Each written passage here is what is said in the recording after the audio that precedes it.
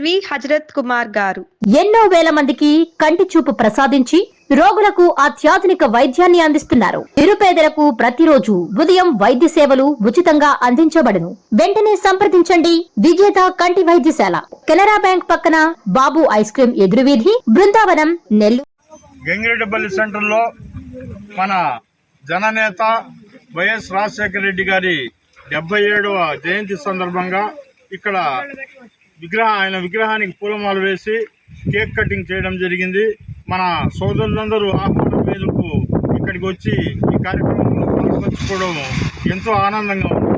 ఈరోజు రాజశేఖర రెడ్డి గారు చనిపోయి 10 సంవత్సరాల పైన అయినా కానీ ప్రజల గుండెల్లో ఈరోజు కూడా ఆయన బ్రతుకున్నాడంటే దానికి కారణం ఏంటంటే ఆయనను నమ్ముకున్నటువంటి వ్యక్తులకు ఆయన చూపేటువంటి విశ్వసనీయత, ఆయన ప్రవేశపెట్టినటువంటి సంక్షేమ కార్యక్రమాలే ఈరోజు కూడా ప్రతి ఇంట్లో ఆయన ఫోటో పెట్టుకుని ఉన్నటువంటి పరిస్థితి ఉంది.